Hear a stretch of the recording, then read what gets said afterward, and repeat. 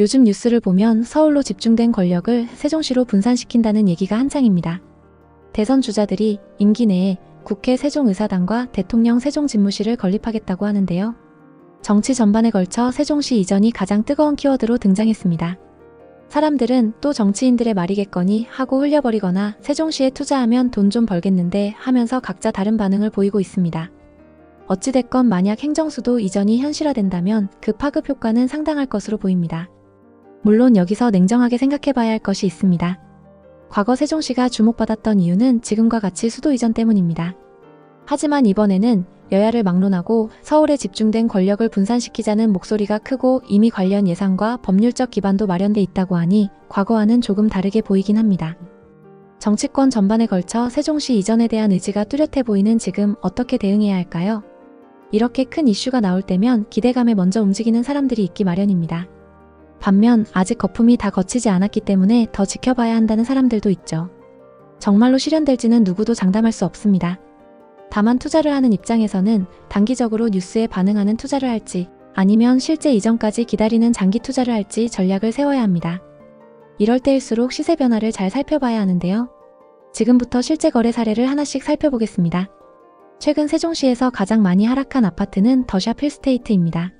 이 아파트 98타입은 21년 14억 3천만 원까지 거래됐습니다. 98타입의 분양가는 평균 3억 6천만 원이었고 상승장에서 분양가 대비 10억 7천만 원이나 상승했습니다. 하지만 지금은 고점 대비 4억 이상 빠져있는 상황인데요. 또 다른 아파트를 살펴보겠습니다. 16억 3천만 원까지 거래됐던 세종의 아파트입니다. 세종시 보람동에 위치한 중흥 S클래스 리버뷰 2차입니다. 이 아파트는 2016년식 656세대 최고 29층의 아파트입니다. 준신축 단지의 규모가 크고 세종시청과 중심 상권이 가깝습니다. 109타입의 분양가는 3억 7천만 원이었고 21년 최고가 16억 3천만 원에 거래됐습니다. 상승장일 때 분양가에서 12억 6천만 원이나 상승했습니다. 이 아파트의 현재 시세는 어떨까요? 최근 8층 매물이 10억에 거래되면서 고점 대비 6억 3천만 원이나 하락했는데요. 거래 현황을 보면 1003동 2101호 매물이 매매가 16억 3천만 원에 거래됐는데요. 세종에 거주하는 60대 투자자가 상승장 끝물에 매수했습니다. 상승기 때 21층 매물이 16억 3천만 원에 거래됐고 최근 8층 매물이 10억에 거래되면서 6억 3천만 원 하락했습니다. 최고가에 거래됐던 매물과 동일 타입인 A타입의 호가 시세를 보겠습니다.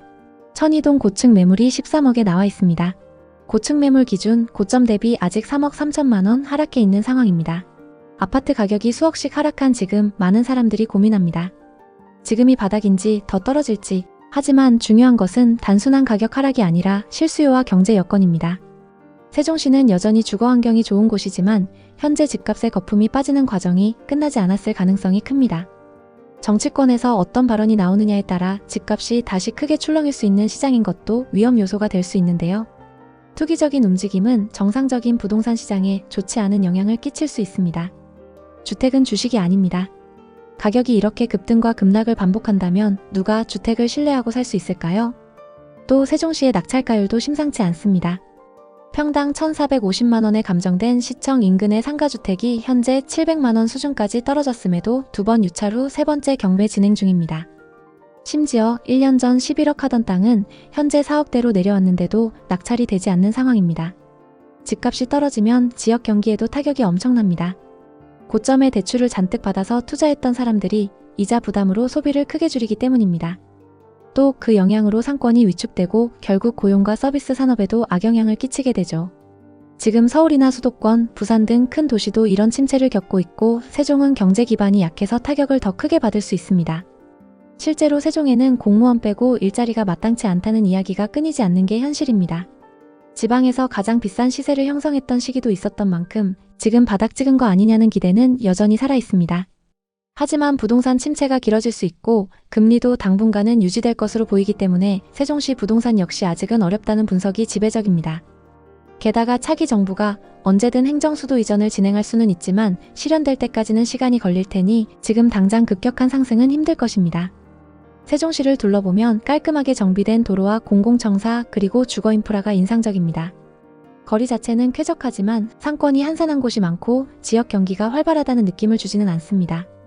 여러 장점은 있지만 정작 인구 유입이나 일자리 창출이 따라오지 못하면 집값은 가파르게 오르기 어렵다는 걸 인지해 두셨으면 좋겠습니다. 세종시의 미래 가치는 여전히 유효합니다. 다만 상승폭이 컸던 만큼 단기간에 급격한 상승을 기대하기는 어려운 건 사실입니다. 투기 세력이 떠나면서 시작된 하락세가 한동안 계속될 가능성이 크다는 점과 정치적 이슈에 너무 기대는 건 위험하다는 사실을 기억해 두셔야 합니다. 세종에 내려가 실제 거주할 계획이 있고 재정적으로도 무리하지 않게 감당할 수 있다면 노려볼만 하겠지만 단기 시세 차익을 기대하는 투자는 위험할 수 있습니다. 세종시 부동산에 관심 있는 분들에게 도움이 됐으면 좋겠네요. 오늘도 영상 봐주셔서 감사합니다. 항상 여러분의 성공적인 투자를 응원하겠습니다. 오늘 영상이 도움되셨다면 구독, 좋아요 부탁드립니다. 감사합니다.